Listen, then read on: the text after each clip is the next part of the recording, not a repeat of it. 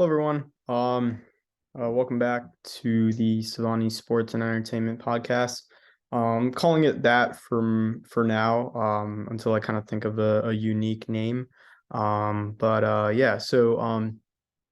Today's video is going to be pretty short. It's going to be just the Sixers first round matchup, and then also just outlooks as far as who they're going to play in the next rounds.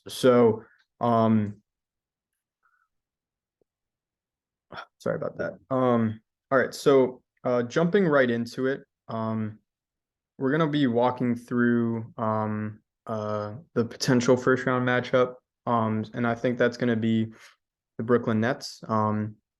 We've played the Nets three times now, and I think we're gonna be meeting for a fourth matchup. And we've beat them all three times. So we hold a pretty good record against the Nets. But I think they'll still pose some challenges this time around because this is post-trade after the KD trade. So they now have Mikal Bridges, Cam Johnson, and Spencer Dinwiddie as well from the Mavs. They're going to be a pretty tough matchup, in my opinion. I think they'll probably get a game out of us at the most, but I still think we'll come out on top on this one. But I think the key matchup is obviously going to be Claxton versus Embiid, but also our backups. So Paul Reed and Jalen McDaniels. I think Claxton definitely poses some trouble. I also think Mikal kind of matching up with some mismatches, such as with D'Anthony or Tyrese or PJ even sometimes. But I think there'll definitely be some adjustments that have to be made kind of on the fly. And Doc should be able to realize that and capitalize on that. But as we look, hopefully people can see my screen, but as we look at the playoff picture, obviously we're the 3 seed, Brooklyn is the 6 seed. They are 1.5 game up ahead of Miami, so things could change. And actually today is the pivotal matchup between the Sixers and the Heat. So if the Sixers do win, and I'm hoping that they do today, being that it's going to be Embiid and Harden's last regular season game because they're going to get rested these last few games. I think it should solidify us with the Brooklyn Nets in the first round. And key things to just watch out for. So, like I mentioned, they're going to be resting Embiid and Harden. Health is the number one priority going into these playoffs. The last few playoffs, we have not had a healthy Embiid and Harden going into each and every matchup. And that's something that we need to emphasize going forward. So it's kind of a controversial topic in the NBA is just how these schedules have been implemented. Some are just ridiculously hard, and they have back-to-backs. They have insane road trips with like one game back home and then on to another road trip. It doesn't really play to the players' health and stamina to actually play at their best performance. And that load management aspect is going to be something the NBA will have to discuss during the offseason. And I guess the schedule makers will have to also put some type of emphasis on load management too. So there might be even like a more lengthy season going into next year, like spacing out games, having more off days, and not too many back-to-backs. We'll see what happens going into next year. The other matchup, so since we're in the 2-3 bracket and we're not going to be facing up with the number 1 seed, which is the Bucks, we'll be seeing the Celtics in the second round if everything kind of plays accordingly. And if Miami is going to be matching up against Boston, assuming that they win the play-in game, I think that's going to be a key matchup. And I think Miami is actually one of the more underrated teams going into these playoffs. I think they're picking up steam. They've won like 6 out of their last 10. and they're going to be ready to go in the playoffs. So I don't think the Heat will beat the Celtics first round, but I won't be surprised if they do. So keep an eye out for Miami. They're heating up at the right time. See what I did there? So I think they're going to be a tough matchup for anyone, honestly. And especially if Hero and Butler, they're on their A game, and then Adebayo is also causing some havoc in the paint and around the centers and power forwards. I think they're going to be one tough team to beat. Now, last year, what I noticed, since they did match up with the Sixers in the second round, I definitely saw some perimeter spacing. They were taking advantage of Strus's shot. Vincent has a good shot. Robinson wasn't really playing that much. He got a pretty big contract, and they were going to be playing him more often, but he actually kind of ended up as a dud for the team. But they were pretty solid as far as 3-point shooting. And this year they've kind of lagged off. So if we kind of take a look at this, the stats, I don't even think they're in the top 10 for 3-point shooting. Last I checked, but I might be wrong. So let's go to team stats. We just want to see team stats, 3-point shooting. So offensive leaders and 3-point percentage. Yeah, so we're number one. Miami is way down low to like really, really bad. So they have not been shooting the ball well from beyond the arc. Field goal percentage is also, I'm pretty sure that's down. Just being that they're a struggling team this year. They haven't had the best of injury luck. They haven't had their main players kind of playing together more often. So that's understandable. But being in the bottom 5 of the entire league, just given like the amount of other teams that are out there in terms of field goal percentage and 3-point percentage, that's kind of shocking in my opinion. If you look to last year, they were obviously the number 1 seed, right? So they had to have been pretty decent. So pretty decent field goal percentage, and number 1 3-point percentage, right? So big drop off this year compared to last year. So definitely something that I noticed also in the playoffs, like Strus was getting open, he was nailing those threes. Vincent was getting open, nailing the threes. And so many other players were literally just nailing threes, and that was causing a large separation in games. So yeah, and the other thing that I would say, being that the Sixers are the top 3-point percentage team this year, definitely looking to get those guys open right away and get those shots up, you know. So definitely some different plays and schematics to get Melton open beyond the arc. Maxey obviously creates his own shot. Harris still needs to get that play to get open. He's not really a pull-up 3-point or kind of create your own shot kind of guy.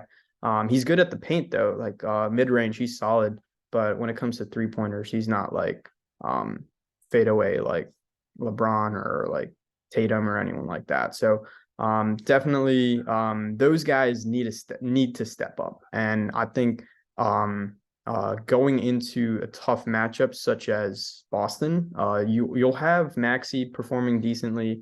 And that's another thing. Maxey has definitely struggled against Boston, but Maxey should put up like 15 to 20 points a game. Harden and Embiid, they combine for like over 60 or something, but then you still have that lack of bench depth, you know? So the way that Boston kind of matches up their bench to our bench, it's pretty drastic. Boston has a pretty deep bench.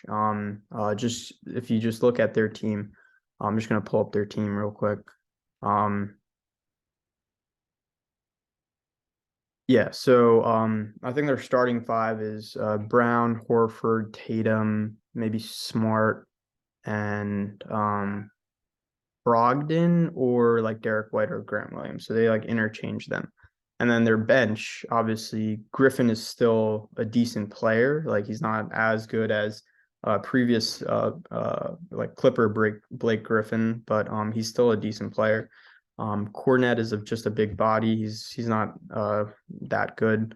And then you have White, Williams, and the other Williams. So the both Williams and White, they add really good bench depth, and they're pretty interchangeable. Like I know Grant's a little bit undersized, but he can still match up against pretty much two through five for us. Going into that series, I think the exploitation of Grant Williams being a shot maker, getting his shot, and then also Derek White coming off ball screens, getting open shots. Those two guys are really going to be a pain for us.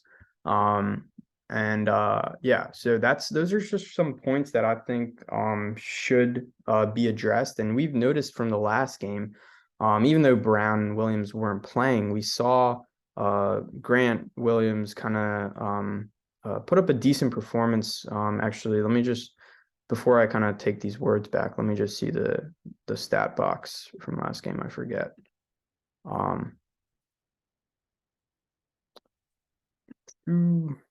Derek White had a phenomenal game. He put up really good numbers. Yeah, Grant Williams had a decent game. So he was 2 for 4 from three. He got his open shots, 4 for 7 from the field. So very efficient. But his presence, I also think, from a defensive standpoint, is something we'll have to watch out for. Now, obviously, he's not going to be on Embiid like they did in this series. Embiid pretty much just bully balled him.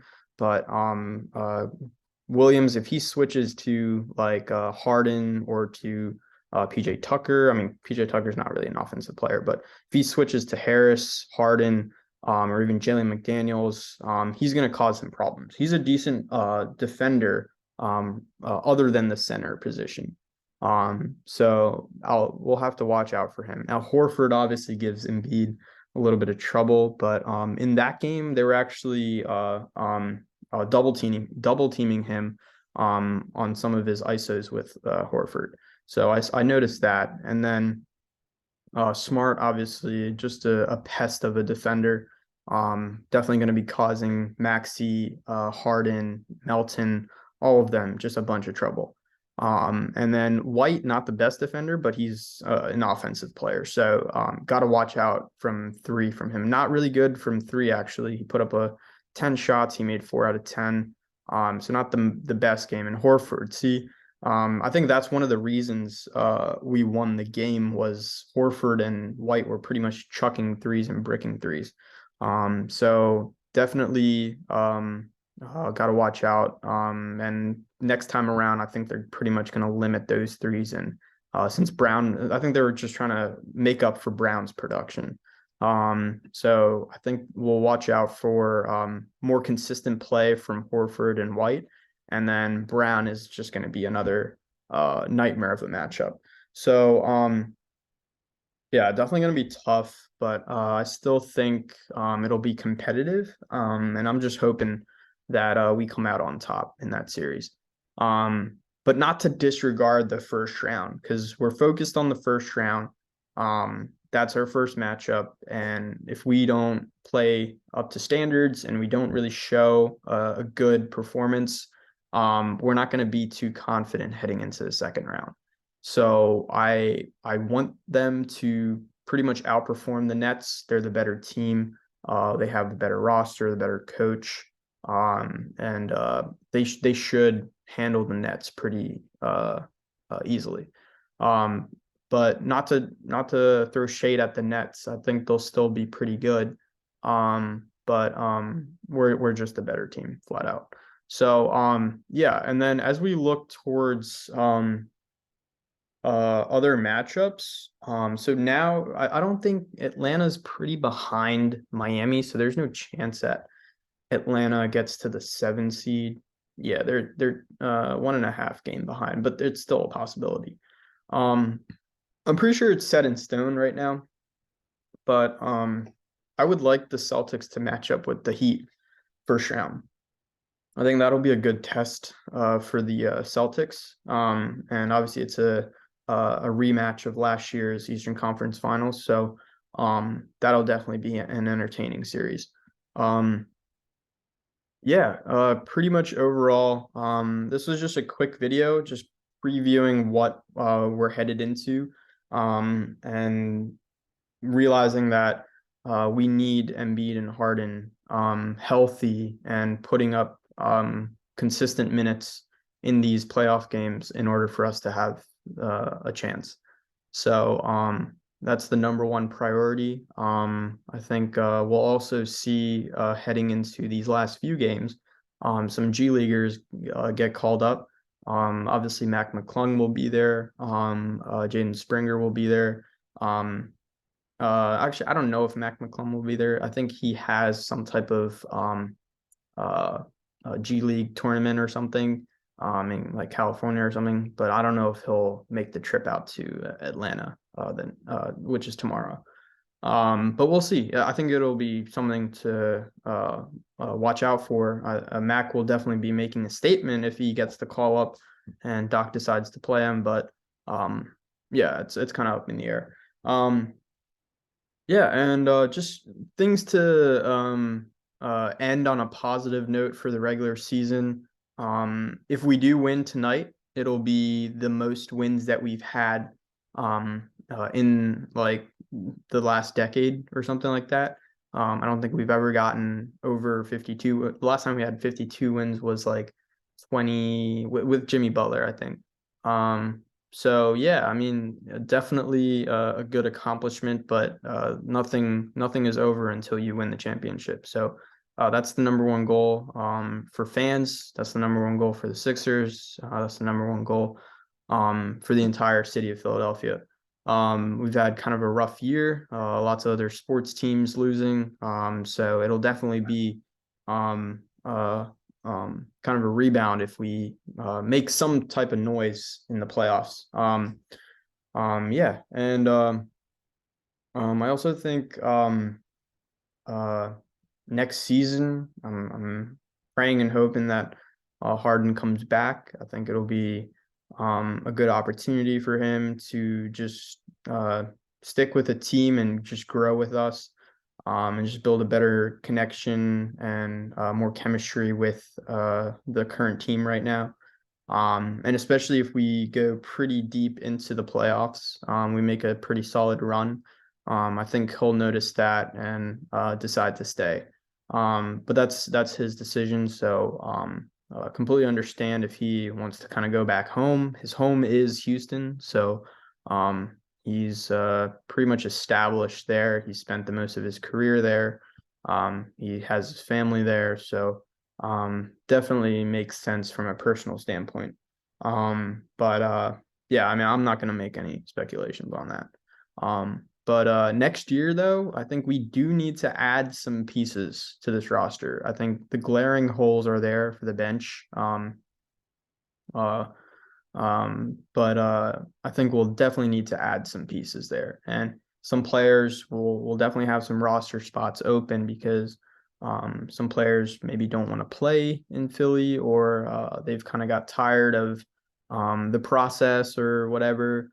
But I still think we're in it for the long haul with Embiid. So if we build around Embiid, we bring in the right pieces. We already have a solid coach. I think Rivers is, people are saying he's on the hot seat, but I still like him as a coach, and I like his mentality. I think he's obviously a championship coach, caliber coach, but he's still got to prove it with us. So I think we should keep Doc Rivers around, and